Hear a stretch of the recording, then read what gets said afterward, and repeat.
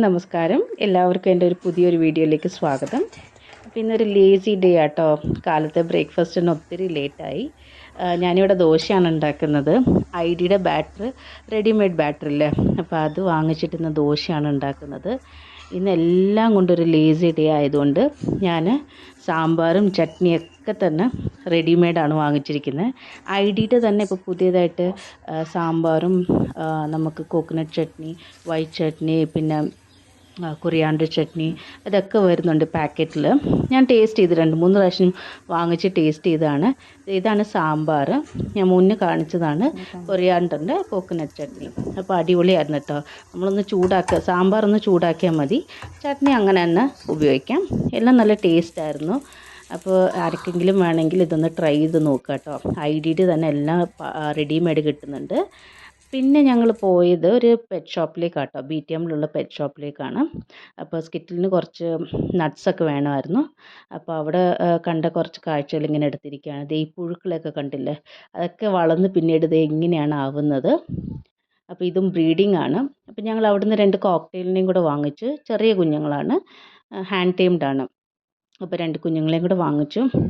അവരെ കൊണ്ടുവന്ന് വീട്ടിൽ വന്നപ്പോഴാണ് അടുത്ത പ്രശ്നം. സ്കിറ്റിൽ അവരെ കണ്ടതിന് ശേഷം മാറുന്നേ ഇല്ല. അവൾക്ക് അവളുടെ കേജിലും പോകണ്ട, വേറെ എവിടെയും പോകണ്ട. അവരുടെ കൂടെ ഫ്രണ്ട്ലി ആവണം, അവരുടെ കൂടെ കളിക്കണം ഒക്കെയാണ്. ഇതാരാണ്, എന്താണ്, എങ്ങനെ ഇവിടെ എത്തിയത് ഒക്കെ വേണം അവൾക്ക് അറിയാനായിട്ട്.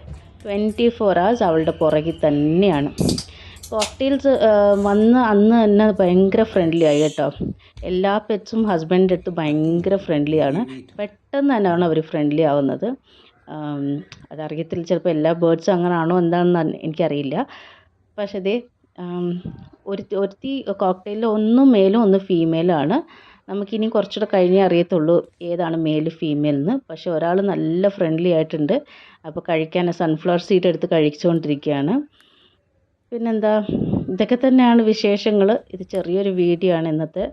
അപ്പോൾ 2 പേരും തന്നെ ഹസ്ബൻഡ് തോളിൽ കയറി ഇരിക്കുകയാണ്. ഇതൊക്കെ കണ്ട് സ്കിറ്റിലിന് ദേഷ്യവും അവിടെ കിടന്ന് കടിപിടിയൊക്കെയായിരുന്നു.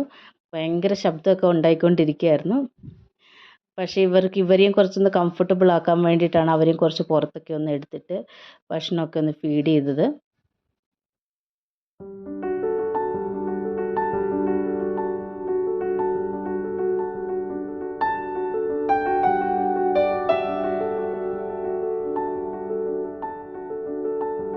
ആസ് യൂഷ്വൽ ഇതൊക്കെ കണ്ടിട്ടുള്ള പരാതി പറച്ചിലാണ്.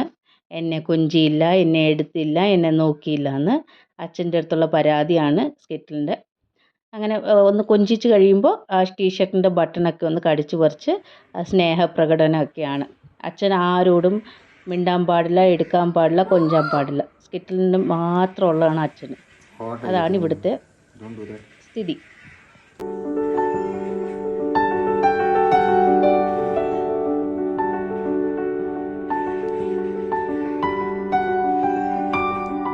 ഈ വർഷത്തെ 10th മോൻ പഠിക്കുന്ന സ്കൂളിലെ റിസൾട്ട് വന്നിട്ട് 100% ആണ് റിസൾട്ട്.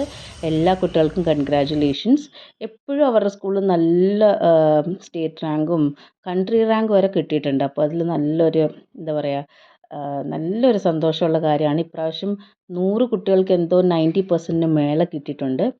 അപ്പോൾ അതിന് ശേഷം ഞങ്ങൾ ഈവനിങ് ഒരു ചെറിയൊരു മോളിലേക്കൊക്കെ പോയി കുട്ടികളെയൊക്കെ ഒന്ന് കളിപ്പിച്ചു. എന്താ വെച്ചാൽ ഇനി ഒരു 20 ദിവസത്തിൽ സ്കൂൾ തുറക്കുകയാണ്. അപ്പോൾ ഇതൊക്കെയല്ലേ അവരുടെ ഒരു റിക്രിയേഷന്. അപ്പോൾ കുറച്ച് ഗെയിംസൊക്കെ ആവുമെന്ന് വിചാരിച്ച് അവരുടെ സന്തോഷവും നമുക്ക് കൺസിഡർ ചെയ്തേ പറ്റുള്ളല്ലോ.